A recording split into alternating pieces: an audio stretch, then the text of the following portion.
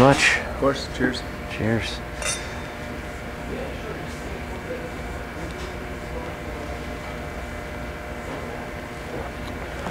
So wine tasting is a wonderful experience. It's an exploration in flavor. Some wines are explosive, but they only have just a couple flavors, while other wines are much more delicate, and it takes a while for all the flavors to hit your palate.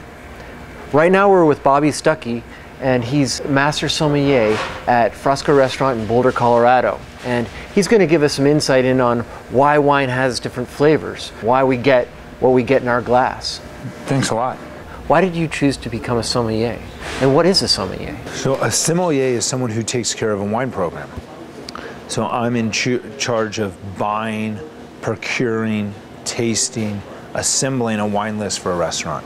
And that's something I've done for a long time. I liked the history of wine. I liked the technical part of winemaking. I also loved how wine tastes and how it changes my dining experience and takes me on a trip. Let's just go to the very beginning. How do you create wine? What makes wine from grapes? There's yeast in the world, yeast on the grapes themselves. When they get harvested and pressed, the yeast eat the sugars, producing alcohol, producing wine, changing grape juice to wine. Is that fermentation? Fermentation, exactly. What does varietal mean? Well, a varietal is the type of grape that it is. Just like you have a Macintosh apple, which is a different apple than a Red Delicious. They look different, they taste different, they are different. So is it just sheerly the fact that you have different varietals that gives you different wines?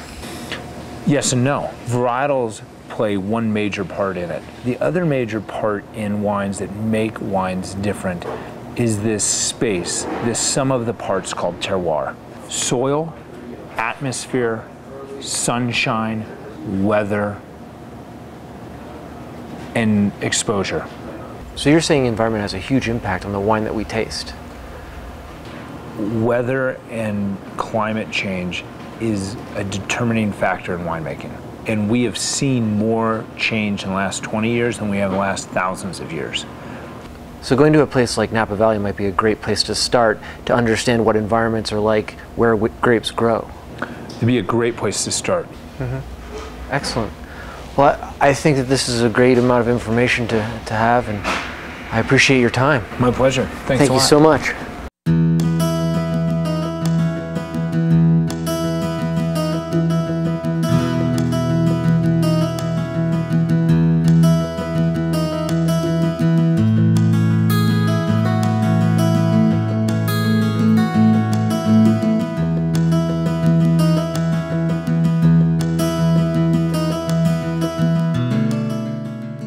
There's no better place to understand winemaking than right here in California, one of the meccas for winemaking. Over 2,800 vineyards in California make 90% of the wine consumed in the United States. That's over 550 million gallons.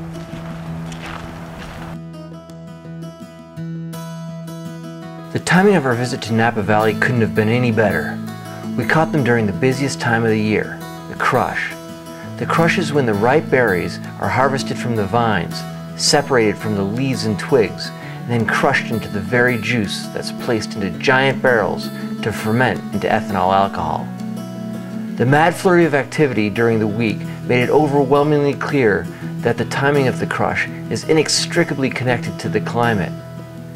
The grape growers wait patiently for the perfect time and then jump into action. It's a tentative balance between hanging grapes on the vines long enough to be brimming with sugars, the very key to grape fermentation, and wine character, yet not too long so the grapes dry up and lose their juice.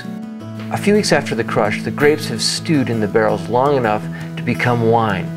The newly made wine is then stored or aged in thousands of casks or small barrels. If the casks are made of wood or even fire-singed wood, extra flavors and complexities can be imparted onto the wine. Finally, the bottling happens. Despite their busyness, we were able to catch up with Al Wagner, the vineyard manager at Clos Duval Wines.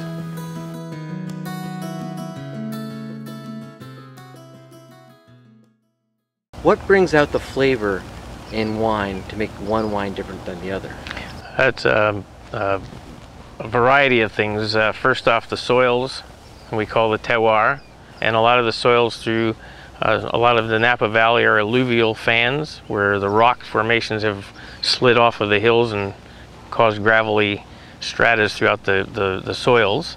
And then your climate adjusts, and different varietals has a different effects on the different varietals. If climate is one of the major controls on the flavor of the wine that you get, or the type of grape that you grow, what if there was a climate change? Depending which way the temperature goes, we could see reverse effects. If it was to heat up in the cooler region, we could see where some of the Pinot Noirs don't taste very well anymore, or don't do as well. Vice versa in the Cabernet ground, if we saw cooling, we would definitely not, we would have problems ripening the fruit. In France, over the past 20 years, people have noticed that temperatures have warmed a bit. And because of that, they've attributed better flavor and more complexity to the wines and more consistency to the wines. Why is that? I don't know. In my opinion, I think that over the past 20 years, our viticultural practices and our scientific work has made tremendous more changes than the temperature has. No. We have changed from going from an own-rooted vine to a rootstock-driven vine to be resistant of pests and diseases, which tends to ripen fruit earlier. We've also gone to drought-tolerant vines, which allow us to water less, if not any. So we've made these massive changes in just in the last 20 years, and we've seen wine quality also tenfold become better than it had been in the past. It's helped us to ripen fruit earlier, or allowed us to hang fruit longer. So what are you expecting to see over the next 10 years? I don't know. One of my philosophies is I take anything that Mother Nature has to dish and we make it work. The terroir of the wine takes into account water to wind, soils to sunlight. Where grapes grow and for how long are factors that can be controlled by the winemaker. However, climate change is out of their hands and can either make or break a wine. In these times, when scientists speak of long-term climate changes, winemakers have to be creative and adaptive so that they can continue to produce wines that entice fans and enthrall the die-hard connoisseurs.